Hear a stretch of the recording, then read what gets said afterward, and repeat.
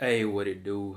I'll praise to the Most High for another video. I was browsing the Old Testament a few minutes ago, and man, it's something in there that caught my eye. And I kind of talk about this because this area, man, it's such a stumbling block, and I mean, it's even personally like some areas where when I look back, I'm like, man, I should have been moving different in this area, and I will call this. Um, I'm probably gonna title this, to be honest, the power of virginity.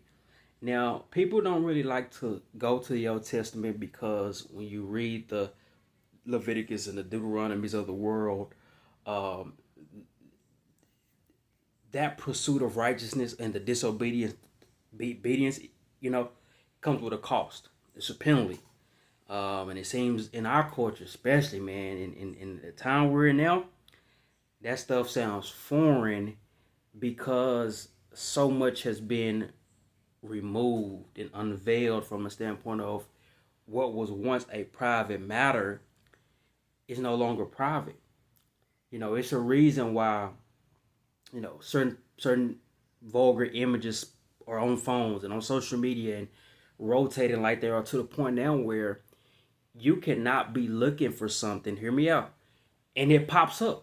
Like you're literally not looking for nothing wow, and it randomly pops up, or you're scrolling on a social media platform and something vulgar pops up. Like, in a way, we're so removed from, I don't know if you call it that righteous fear, that righteous respect of the Creator, of the Most High, but that's a real thing. And when I look at the black community, let's just call it, when I look at the black community, I'm talking about in America, and ultimately they want to spread sickness everywhere, depending on how you want to look at it. But when I look at the black community, you know, it's like a soft blow. It don't seem that important. But then you see people how they dress in public.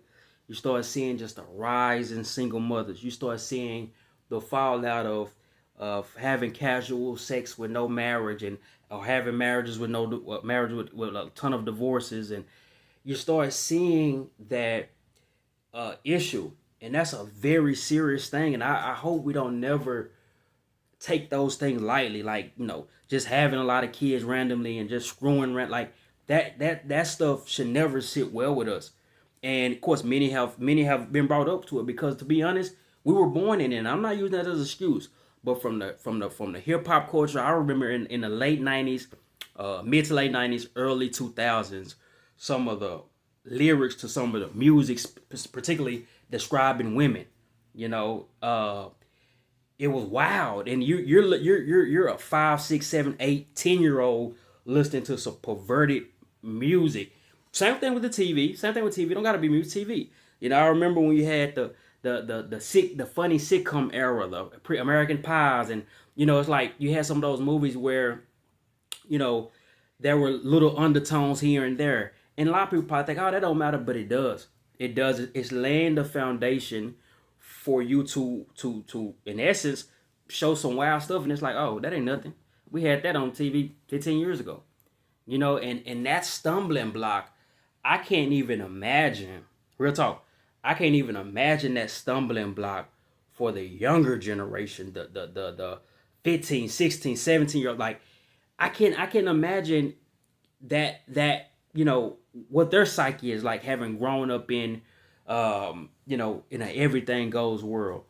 And then I'm gonna hit back on the community, the black community. When you have a community that's a free fall, meaning you can sex who you want, you can freak who you want, you can cheat who you want, you can divorce who you want, you can have 5 divorces if you want.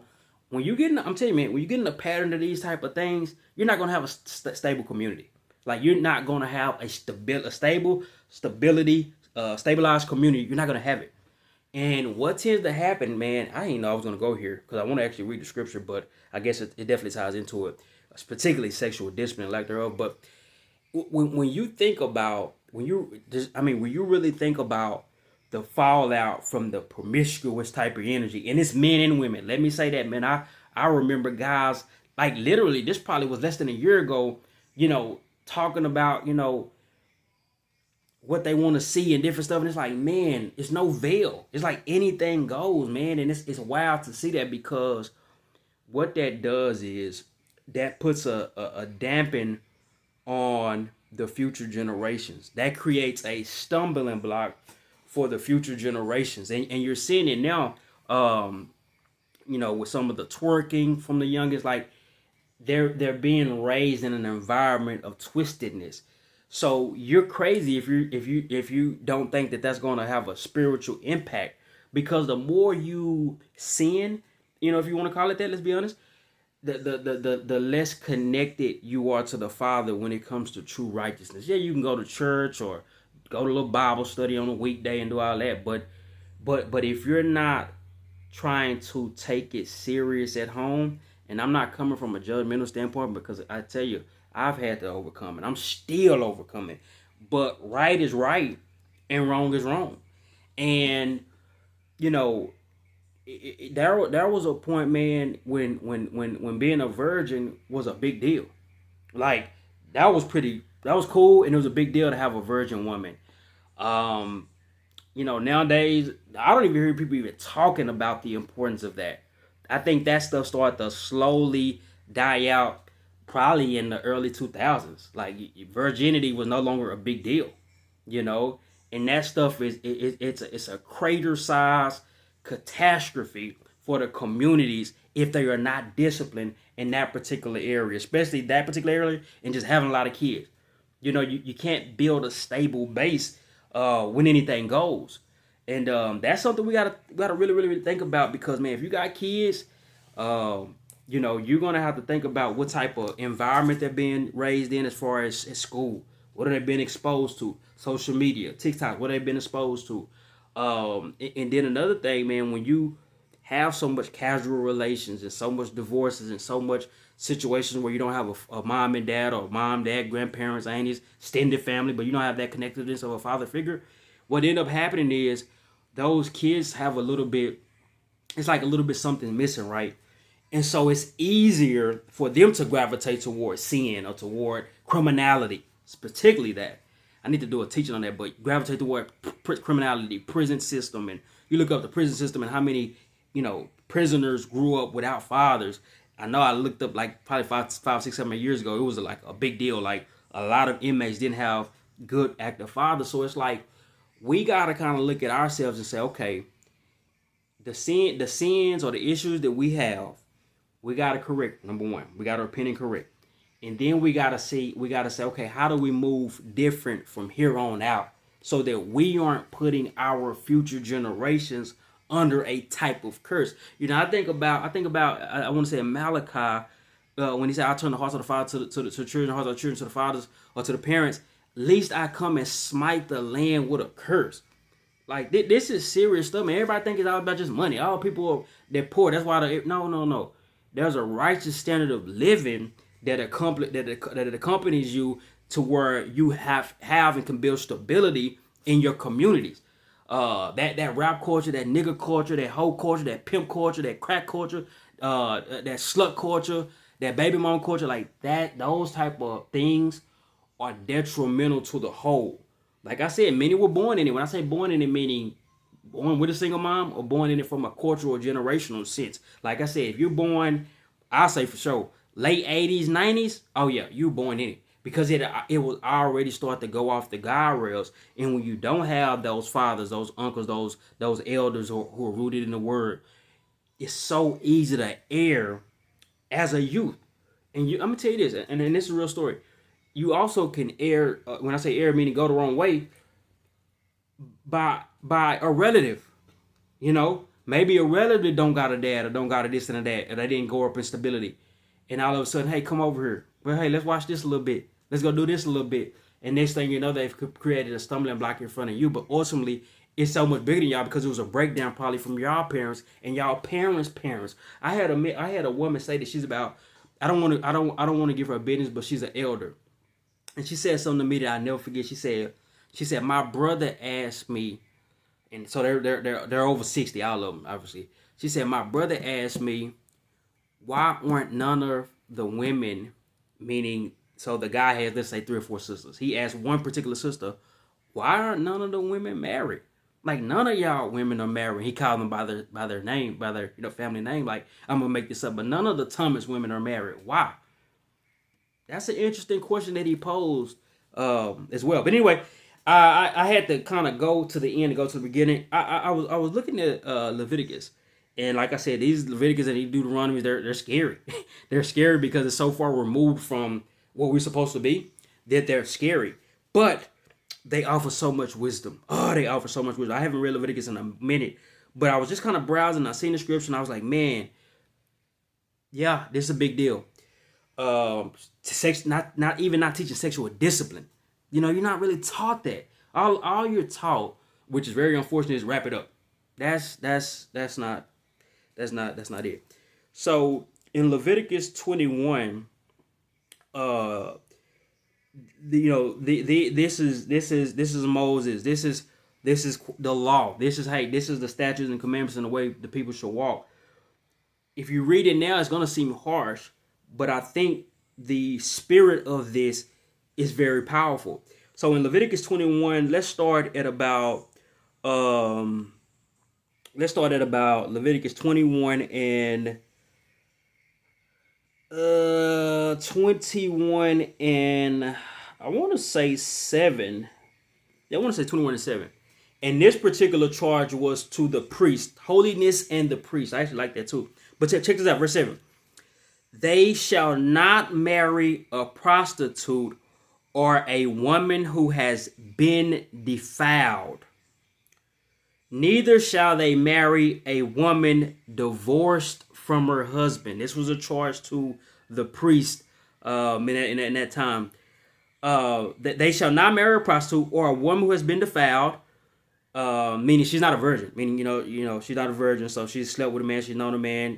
In essence, she's not pure from that regard. Neither shall they marry a woman divorced from her husband, for the priest is holy to God.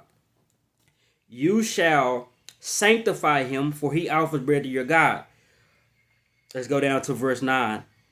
And the daughter of any priest, if she profanes herself by whoring, profanes her father, she shall be burned with fire. Let me say this, man.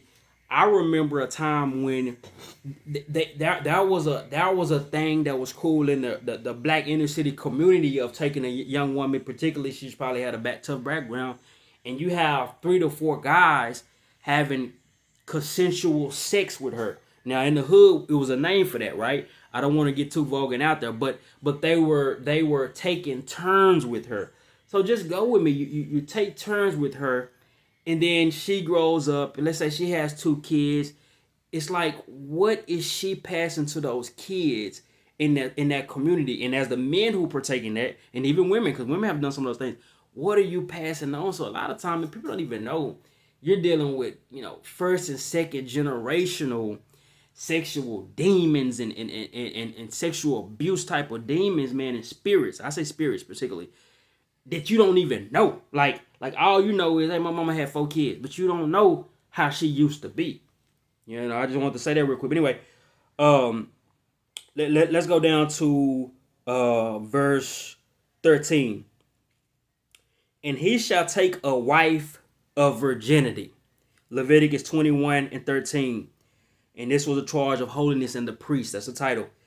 And he shall take a wife in virginity. Leviticus 21 and 13. And he shall take a wife in her virginity. A widow or a divorced woman or a woman who has been defiled or a prostitute, which is very interesting now with the OnlyFans of the world, the I'll show you this if you send money of the world, the social media world. Like, it's amazing that prostitution is still a business, even if it's a bit digital, but nevertheless. So let's repeat that. I'm going to hit that 5 times. And he shall take a wife in her virginity. A widow or a divorced woman or a woman who has been defiled or prostitutes, these he shall not marry. I'll say that again. And he shall take a wife in her virginity. A widow or a divorced woman, he shall not marry, but he shall take his wife a virgin of his own people. Lock into me real quick, y'all, because this is, I think, one of the most powerful part. That he may not profane his offspring, but he shall take as his wife a virgin of his own people, that he may not profane his offspring among his people. For I am the Most High. It says, I am the Lord who sanctifies him. I'm going to title this one, The Power of Virginity. That's right out of the word. You don't even, that's almost seen as a foregone conclusion. To the point now where I won't even go there. But the Most High had instituted certain ways that the people ought to live. And, let's be honest. This entertainment apparatus, the movies, the TV, the music, the whole 9 yards, has been controlled, and it's been put there on purpose. Don't be mistaken. Those powers who control those entities with the music and the movies and the vulgarities and the perverse jokes, like the perversion have been poured over this land like 2 cups of water poured in, and it's not new. I always say that perversion didn't just start. It started back when you had Hugh Hefner with Playboy, magazines under your pop's bed or your grandpa's bed, or the VH tape, porn tapes of your grandpa's bed. Those type of things become a stumbling block. So just imagine how you handle that if you're 8 or 9 and you find the magazines. Now that kid, you don't know it as a kid, but if you get old and you look back, you say, man, that ended up being a stumbling block. Like that ended up being something that was not good. You know what I'm saying? So the perversion of sexuality, if you will, was needed, because that's how you induce a people into what they call a spiritual coma. It's like, it's normal. But when you normalize that as a culture, as a society, as a community, you're not going to have the Most High there. You're not going to have his protection. You're not going to have his love. You're not going to have his wisdom. You're not going to have his grace. You're really just going to be walking around with your chicken, with like a chicken with your head cut off. You look at most inner cities. That's what that situation is like. It's not just poverty. It's a lack of stability, which starts in the homes, which starts with marriage, which starts with not being a person who loves divorce and all that junk. The power of virginity. That's what I'm going to title this one, man. And it's crazy because that's a rare concept nowadays. To even desire that, it seems, wild or crazy. But if you got children, like I said, we may have made our mistakes and our issues and our sins, but if you got children, man, you owe it to them to teach them the importance of keeping themselves pure in that way until they find their wife or until they find their husband. And in essence, if they're able to do that, they're healing their lineage, maybe unbeknownst to you or unbeknownst to them. Like, they're healing their lineage by walking in the ways of the Father. We live in a very the word type of society, to where those levels of discipline have been ripped away. The guardrails and the guidelines and certain stuff have been ripped away. Anything goes now, from the bedrooms to the streets. Peace.